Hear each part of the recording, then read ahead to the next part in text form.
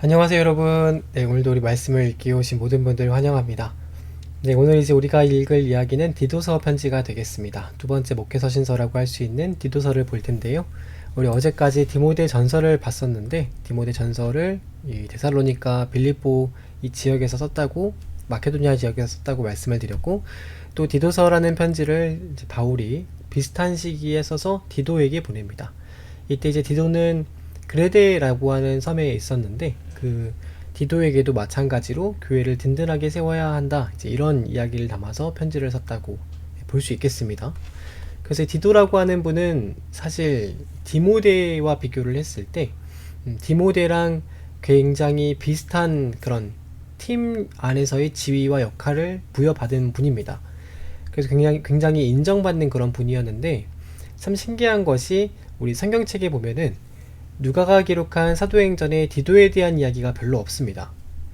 이 디모데는 언제 또 만났는지, 그리고 디모데가 또 가정 형편이 어떻게 됐었는지도 기록이 있고요. 또 디모데라는 분의 이야기는 종종 자주 등장을 하는데, 소명을 어떻게 받았는지 이런 얘기도 나오는데, 디도는 그런 얘기가 딱히 없어요. 그래서 많은 학자분들이 좀 의아해하는 게, 디도와 디모데를 바울이 거의 자신의 후계자처럼 생각을 했던 것 같은데, 왜 디도에 대한 그 많은 활약상이 있었는데 별로 없었을까라고 추측을 해볼 때요, 이 디도가 원래는 누가의 동생이었습니다. 동생. 그래서 누가의 친동생이라는 이야기가 있어요. 그래서 누가가 자기 친동생이기 때문에, 누가는 여러분 자신의 이야기도 거의 안 쓰시는 분이잖아요. 그래서 디도도 자기의 동생이기 때문에 큰 활약상들이 있었음에도 불구하고 뭐 인적사항이라던가 그 디도의 활약이라던가 이런 것들을 많이 뺀 것이 아니냐, 이렇게 학자분들이 많이 추측을 합니다. 그래도 우리가 디도가 워낙에 이제 했던 그 일들과 역할이 컸기 때문에 우리가 서신서들을 보면은 조금 더 그 내용을, 디도에 대해서 우리가 이해를 해볼 수 있는데, 이 디도라고 하는 분은 일찍부터 디모데와 함께 한 지역을 맡을 수 있는 리더로서 바울 선교팀의 인정을 받았던 분이었던 것 같습니다. 그래서 탁월한 리더십이 있는 분들 중에서 한 분으로 인정을 받았고, 이 그레데라고 하는 섬이 여러분 굉장히 쉬운 섬이 아니거든요. 거기가 이제 그 당시에 지중해의 모든 무역이 중개 무역을 했던 장소였기 때문에 배들도 많이 다니고, 또 굉장히 좀 사역하기 어려우면서 또 유명한 그런 도시였습니다. 근데 그런 도시의 한 팀장으로서, 사역팀의 팀장으로서 역할을 맡으실 정도의 분이니까 리더로 인정을 받았다고 우리가 볼 수 있겠죠. 뿐만 아니라 여러분, 이 디도 같은 분은요, 고린도 교회의 문제를 해결할 정도의 그런 능력을 갖췄을 뿐만 아니라 실제로도 그 고린도 교회의 수많은 문제들을 해결하신 경력을 가지신 분입니다. 그래서 누가가 사실은 자기의 동생이기 때문에 이야기를 많이 빼서 그렇죠, 이 디모데 못지않게 디도에 대해서도 할 수 있는 이야기가 굉장히 많은 겁니다. 그 디도가 이제 우리가 어떻게 문제를 해결했는지는 고린도 전서 이야기를 드릴 때 조금 말씀을 드렸죠. 그래서 거기에는 거짓 사도들의 정체를 드러내고, 또 여러 가지 다른 영을 받아서 가르치고자 했던 그런 사람들을 디도가 따끔하게, 그래서 단호하게 치리했던 그런 모습에 대해서 말씀을 드렸습니다. 그래서 여러분, 그런 것 때문에 디도가 높은 평가를 받게 되었고, 나중에는 그 바울 선교팀 안에서 까다로운 지역들, 그 해결하기 힘든 문제들, 이런 곳에는 디모데보다는요, 디도라고 하는 분이 훨씬 적임자로, 또 해결사로 낙점을 받았던 그런 모습들을 볼 수 있어요. 그래서 선교팀도 그렇게 이제 디도를 이제 이해하기 시작한 거죠.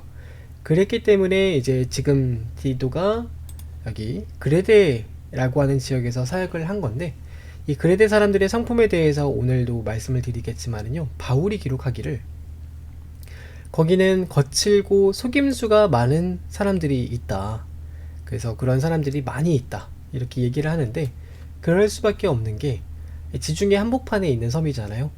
그러니까 수많은 뱃사람들도 이 그레데를 거쳐가고, 또 수많은 상인들도 무역을 하기 위해서 모여드는 곳입니다. 그러니까 낯선 사람들, 뭐 어중이 떠중이 사기치는 사람들, 워낙에 그런 사람이 많다 보니까 서로 이제 때가 타가지고 그 서로 거짓말도 많이 하고 속이기도 많이 하고 사기도 많이 치고 그런 곳이었던 거죠. 그래서 거기에 이제 그 어려운 환경 속에서 교회를 개척하기 위해서는 아무래도 디도 같은 분, 그래서 이 디도와 같은 정말 단호하고도 그 모든 상황을 분명하게 해결할 수 있는 그런 분이 참 적임자인데, 바울이 디도를 그곳에 상주시키면서 그 일을 돌보라고 한 겁니다. 나중에 이제 그 디도가 그레데 사역을 마칠 때쯤이면은 바울이 디도를 니고볼리로 오라라고 편지를 또 보냅니다. 그래서 이 편지 끝에 보면은요, 앞으로 바울이 남은 사역을 어떻게 하기를 원하는가, 이제 이런 얘기가 등장을 하는데, 그게 바로 아카야 지역에 있었던 그리스 지역의 니코폴리스, 그래서 니고볼리에서 겨울을 보내기로 결정을 했다. 너는 선교팀과 함께 먼저 와서 사역을 준비하라, 이런 또 이야기를 듣는 것을 볼 수 있습니다. 그래서 돌아올 때는 아볼로라던가 교법사인 세나를 좀 미리 보내서 사역을 준비하게 하도록 하는 그런 지시를 또 적어서 보내고요.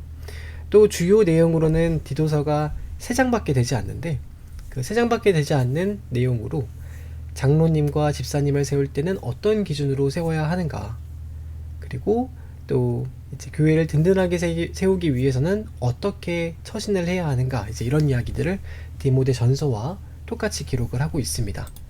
마지막으로는 이단에 속한 사람들을 한두 번 권한 뒤에 멀리하라.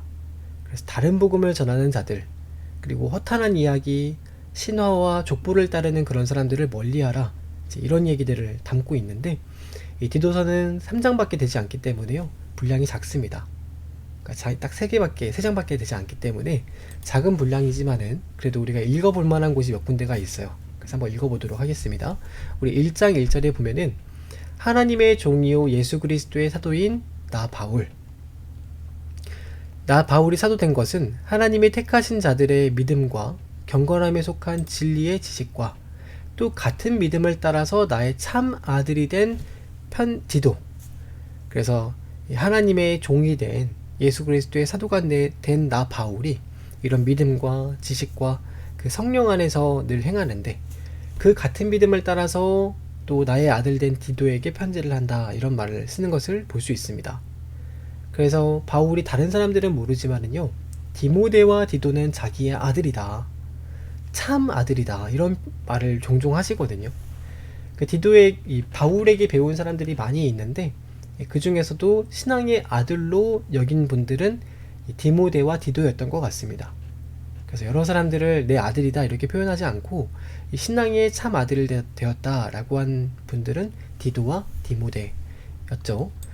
내가 너를 그레데에 남겨둔 이유는 남은 일을 정리하고 내가 명령한 대로 각 성의 장로들을 세우게 하려 함이라.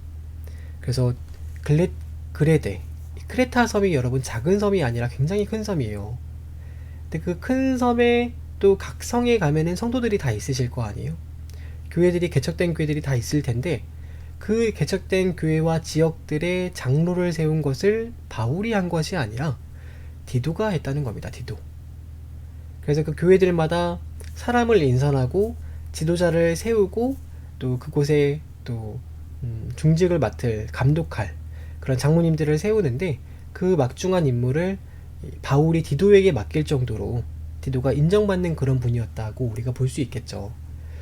그래서 여러분, 장로님을 정말 예나 지금이나 정말 잘 뽑히고 뽑아야 하는데, 여러분 우리가 장로님이 어떤 분이 되어야 하는가는 어제 목사님이 시간을 초과해 가면서 충분히 말씀을 드린 것 같습니다.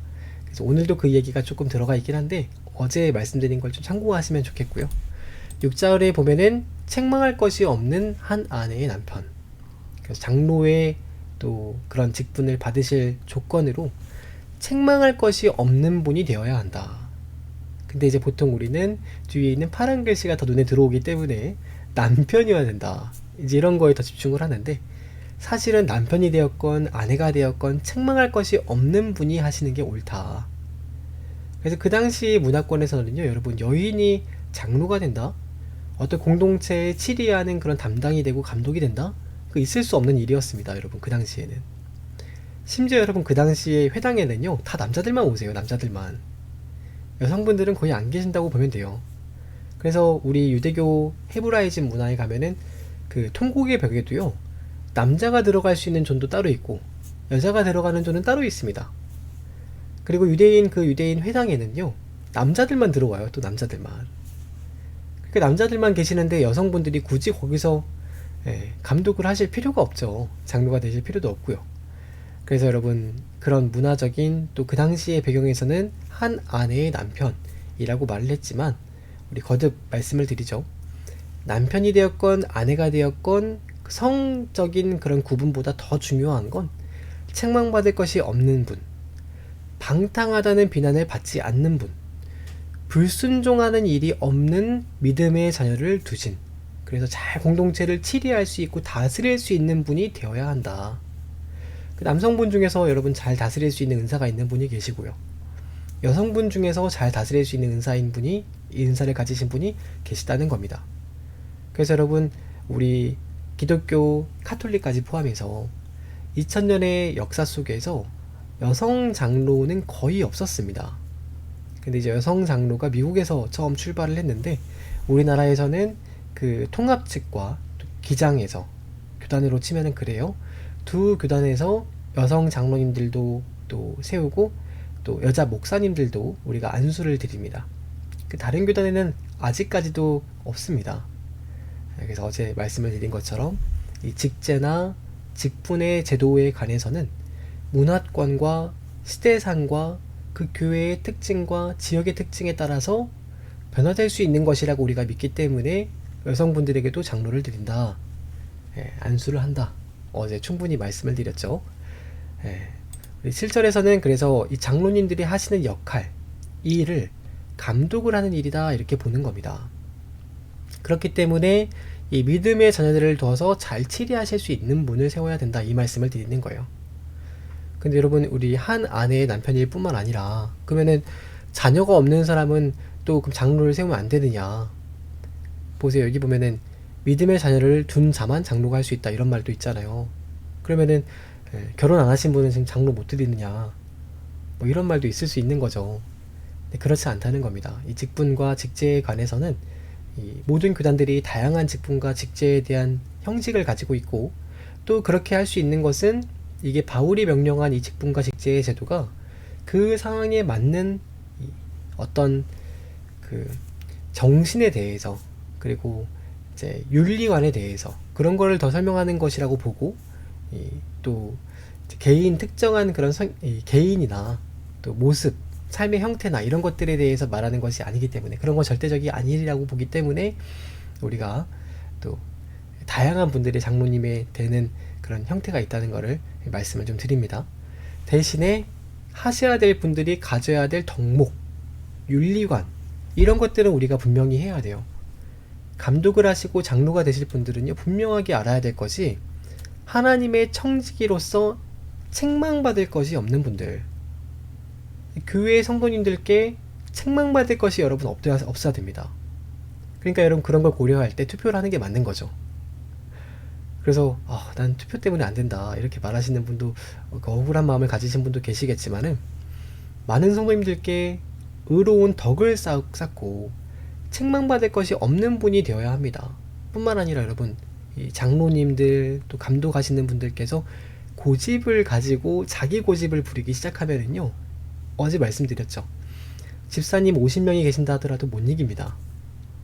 그러니까 여러분, 그 자기 고집대로 하는 게 아니라 진리의 말씀을 따라 공동체의 덕이 되는 것을 위하여, 자기 뜻을 세우는 것이 아니라 자기의 이익과 자기의 이득을 취하기 위해서 하는 것이 아니라 온전히 그리스도의 몸된 교회를 위해서, 그래서 교회를 위해서 늘 수고하고 전심하는 마음으로 진심으로 섬겨야겠죠. 그런 분들이 되는 게 더 중요하지, 남자냐 여자냐가 그게 더 중요한 게 아닙니다. 그래서 급히 분내지 아니하며 술을 즐기지 아니하며 구타하지 않고 더러운 이득을 탐하지 아니하며, 그래서 자기 고집대로 하지 않고 또 화내지 않고, 중요합니다, 여러분. 조금만 뭐 무슨 일이 있어도 버럭 화를 내시는 그런 분들은요, 곤란해요. 절제하고 인내하고 기다려주고 품을 수 있는 넓은 마음을 가지신 그런 분들이 되어야 하는데, 오직 나그네를 대접하고 선행을 좋아하며 신중하다고 되어 있죠. 신중하고 의로우며 거룩하며 절제하며 미쁜 말씀의 가르침을 따라서 지키는 분들, 가르침, 그 말씀의 진리를 따라서 행하는, 자기 고집이 아니라 말씀을 따르는 분들, 이는 능히 바른 교훈으로 권면하며 거슬러 말하는 자들을 책망하게 하려 함이라. 그래서 여러분, 가끔 이 장로님도 감독하시는 분들께서 책망하실 일도 있을 텐데, 본인에게 허물이 있으면 누구를 책망할 수 있겠어요? 권위가 안 설 거 아니에요. 그러니까 이제 본인도 허물이 없이 그 말씀을 따라 살고자 하는 그런 모습이 교회의 덕이 되시는 분들이 감독이 되어야 한다, 그 말씀입니다. 그래서 이걸 몰랐던 시절에는, 그죠? 말씀을 모르고 되었으니까 그럴 수 있다 하는데, 이 디도서를 읽고 디모데서를 읽으신 분들이라면은요, 이제는 우리가 자기 자신을 늘 성찰하고, 내가 그렇게 하나님 앞에 섰었는지를 돌아보고, 또 정말 진실로 그렇게 교회를 섬기기를 결단하는 그런 마음의 자세가 중요한 겁니다. 그래서 이렇게 교회의 리더에 대해서 말씀을 드리고요. 또 바울이 한 가지 더 많은 말이 있는데, 그레데 사람들에 대해서 한 말이 있습니다. 그것은 그레데 사람들은 항상 거짓말쟁이며 악한 짐승이며 배만을 위하는 게으른 백이다 라고 어떤 선지자가 말을 했다고 하는 거예요. 그러니까 바울이 지어낸 말이 아니라 다른 선지자가 그렇게 말했다는 걸 인용을 했다는 걸 볼 때 얼마나 그 지역에 대한 평가가 안 좋았는지를 여러분 아실 수 있겠죠. 그러니까 그레데에서 여러분 사기를 안 당해본 분은 한 분도 없는 겁니다. 그레데를 여행을 갔는데 사기를 안 당해봤다? 그거는 이제 그레데를 갔다 온 게 아닌 거예요. 그 정도로 여러분 악평이 자자했다는 거죠. 그래서 이 증언이 참되도다. 과연 바울도 겪어보니까 그 말이 맞더라. 그러므로 너는 그들을 엄히 꾸짖으라. 이 꾸짖는 거에 있어서는 디도가 아주 1인자인 거죠. 디도가 이제 성격도 괄괄하고 체구와 풍채도 이제 좀 있고요. 그리고 이제 음성도 쩌렁쩌렁하니까 그런 분들에 대해서 대할 때 아주 카리스마 있는 목회를 하실 수 있는 그런 분인 겁니다. 그래서 엄히 꾸짖으면서 이는 그들로 하여금 믿음을 온전하게 하고 유대인들의 허탄한 이야기, 또 진리를 배반하는 사람들의 명령을 따르지 않게, 필요에 따라서 그런 좀 많이 터프하고 또 이렇게 거친 그런 지역에서는 이런 사역이 또 필요하다는 것을 우리가 알 수 있죠. 그래서 여러분, 심성이 여린 우리 중등부를 제가 또 목회를 하지 않습니까? 중등부도 마찬가지예요. 이게 학년마다 분위기가 다릅니다. 심성이 여리고 좀 착하고 그런 우리 학생들이 주를 이루는 반이 있는데, 그런데 가가지고 막 이제 격렬하게 막 거칠게 사역하면은요, 아이들 시험 듭니다. 교회 안 나와요. 또 한편 또 어디 가면은요, 그 아이들이 굉장히 거친 아이들이 있어요.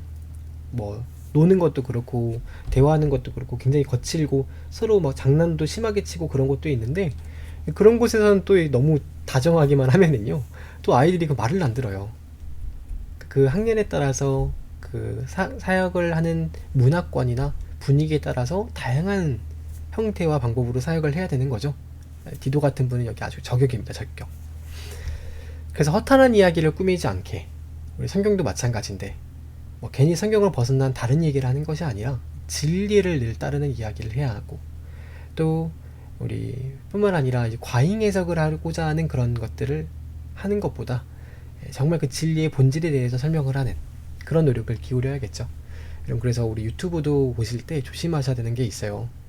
어떤 분이 유튜브에 그 성경 관련된 채널들을 다 조사를 하는데, 뭐 AI를 돌리셨는지 모르겠어요. 본인이 조사하셨는지는 모르겠는데, 우리 유튜브 안에서 2단의 채널을 세워봤더니 2단 채널이 8,000개가 넘는다고 합니다. 8,000개가.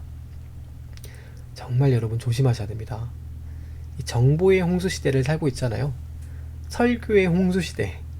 그래서 편협하고 치우치고 또 자기 생각을 곁들인 그런 진리를 빙자한 이야기들이 넘쳐나는 시대를 살고 있는데, 그런 것들에 빠지지 않도록 우리가 주의해야겠죠. 그래서 여러분, 유튜브도요, 아무거나 보시면 안 됩니다. 가급적이면 여러분 아무 이야기나 듣고 아무거나 보시면 그게 위험해요. 그래서 검증되지 않은 것들을 귀 기울이지 않도록 또 우리가 주의를 기울여야 합니다. 뿐만 아니라 늙은 여자로는 이와 같이 행실이 거룩하며, 이게 이제 권사님들 되시겠죠. 권사님, 신방하시는 분들이 될 겁니다. 행실이 거룩하며 모함하지 않고, 모함하지 않는다.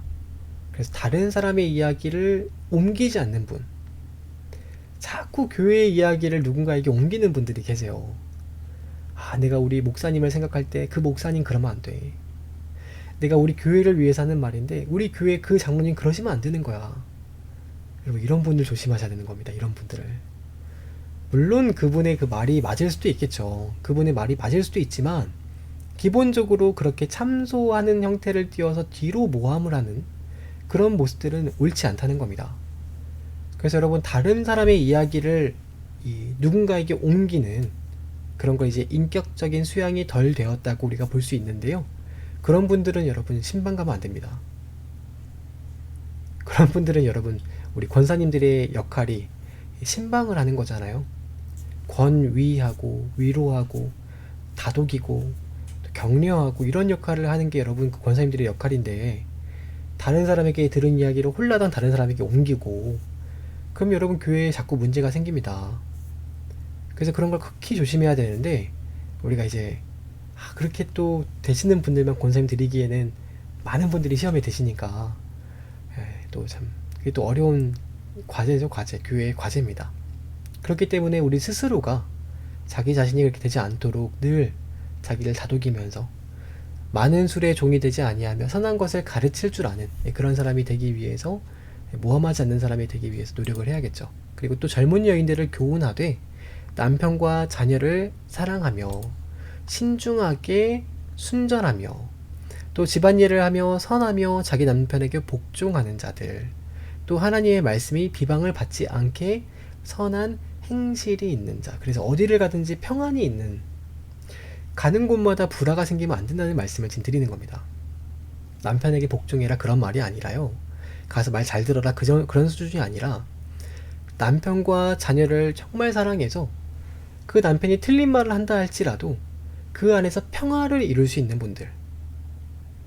여러분, 틀린 사람이 있을 수 있잖아요, 교회에서. 근데 틀린 사람을 대해서 막 지적하고 너 틀렸다라고 하면은 문제가 생기는 겁니다.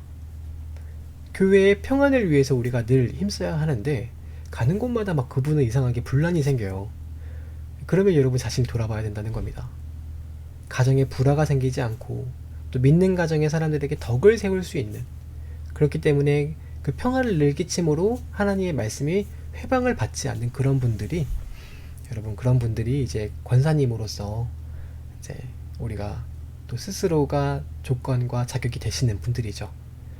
그래서 우리가 피택이나 안수를 받을 때는 이런 얘기를 잘 안 드립니다. 그렇기 때문에 교육을 이게까지 뭐 자세하게 하지 않기 때문에요. 스스로가 이제 그런 직분을 받으셨다면은 늘 주의하시고 그래야 되겠구나, 이제 이런 삶의 자세를 늘 가지셔야겠죠.